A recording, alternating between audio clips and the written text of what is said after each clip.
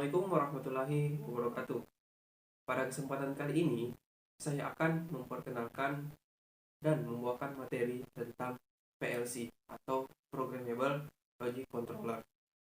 Sebelum masuk ke materi inti, kita perlu mengetahui beberapa indikator, yaitu yang pertama, menjelaskan pengertian dari PLC. Yang kedua, menjelaskan tentang komponen-komponen pada PLC. Yang ketiga, menjelaskan sejarah PLC. Yang keempat, menjelaskan jenis dan pembagian PLC. Dan yang kelima, menjelaskan kelebihan PLC dibandingkan dengan relay dan microcontroller. Selanjutnya, saya akan masuk ke materi penjelasan tentang PLC. PLC merupakan perangkat elektronik yang berbasis mikroprosesor yang dimana beroperasi secara digital menggunakan programmable memory untuk menyimpan instruksi yang berorientasi kepada pengguna untuk melakukan fungsi seperti logika, squeezing, timing, aritmetik melalui input baik analog maupun digital untuk proses permesinan. Teman-teman bisa melihat gambar dari PLC, Omron, dan Siemens yang berada di sini. Selanjutnya, saya akan jelaskan per kata apa itu Programmable Logic Control. Nah, yang pertama adalah programmable. Programmable ini menunjukkan kemampuan untuk menyimpan program yang telah dibuat ke dalam memori yang dengan mudah dapat diubah-ubah fungsi atau kegunaannya. Selanjutnya, kata logic. Logic ini menunjukkan kemampuan dan memproses input secara aritmetik dan logik unit atau ALU, yakni melakukan operasi pembandingan seperti penjumlahan, perkalian, pembagian, mengurangi, dan negasi, and, or, dan lain sebagainya.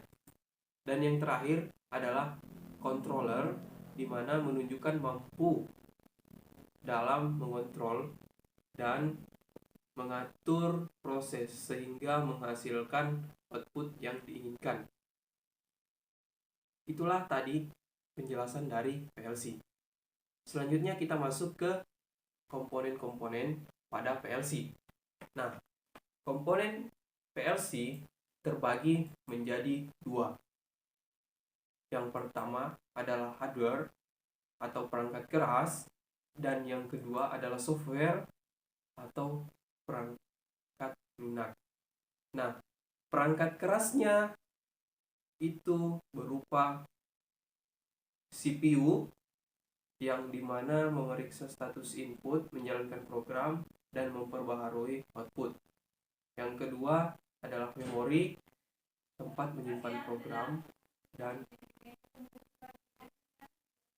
data pada PLC. Yang ketiga, power supply yang mengalirkan sumber daya listrik pada PLC. Yang keempat, input memonitor perubahan status dan dari perangkat input yang terhubung ke PLC. Yang kelima, output menghasilkan sinyal yang akan dikirim ke perangkat output.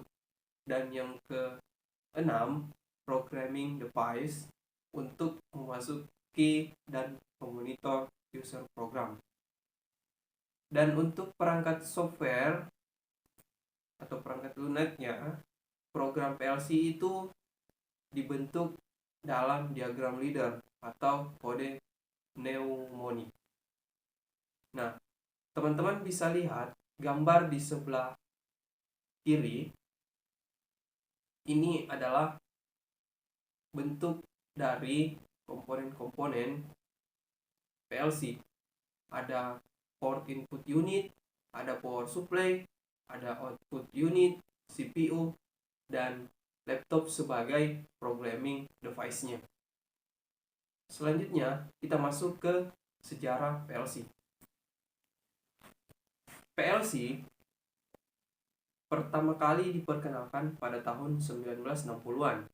Alasan utama perancangan PLC adalah untuk menghilangkan beban, ongkos perawatan, dan penggantian sistem kontrol mesin berbasis relay.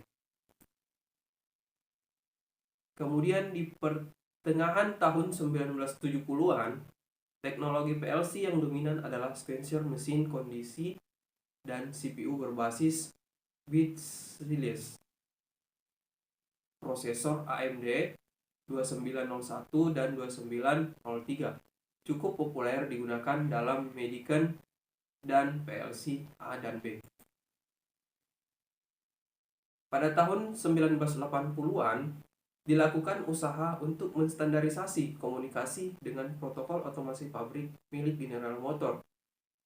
Juga merupakan waktu untuk memperkecil ukuran dari PLC, seperti umumnya ukuran kontrol relay tunggal.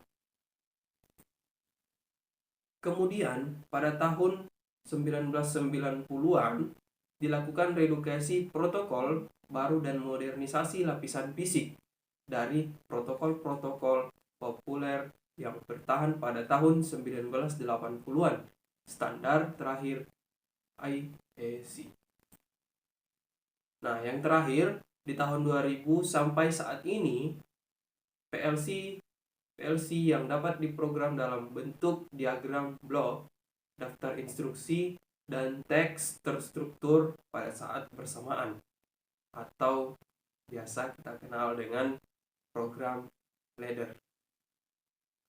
Selanjutnya kita masuk ke indikator keempat, yaitu jenis pembagian PLC. PLC terbagi menjadi dua. Yang pertama adalah modular dan yang kedua adalah compact.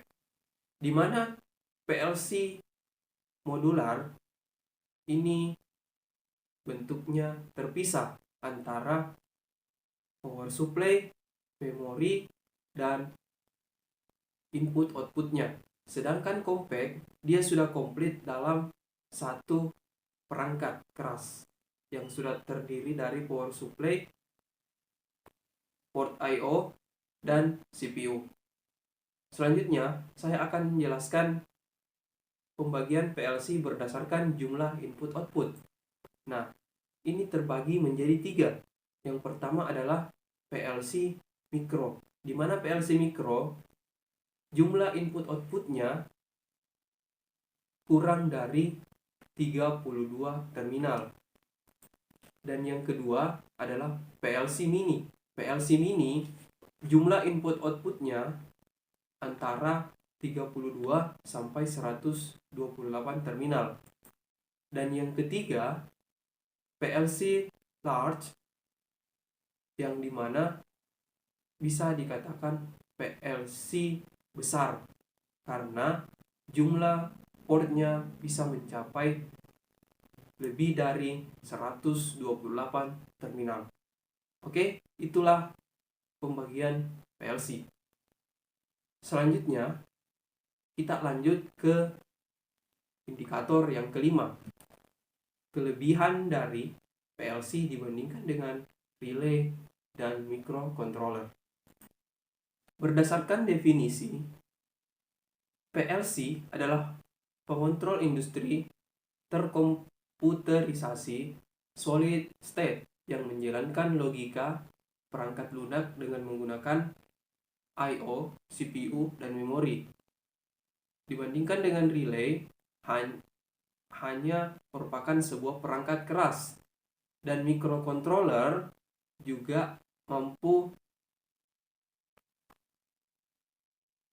melakukan pemberian sinyal output sesuai dengan program yang diisikan ke dalamnya. Jadi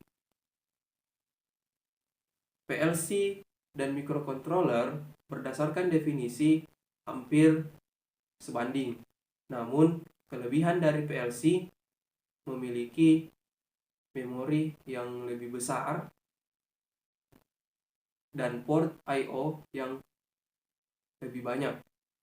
Berdasarkan dari fungsi, PLC memainkan peran untuk memonitoring dan mengontrol dalam sirkuit, sedangkan relay tidak dapat melakukan pengontrolan dalam sirkuit monitoring.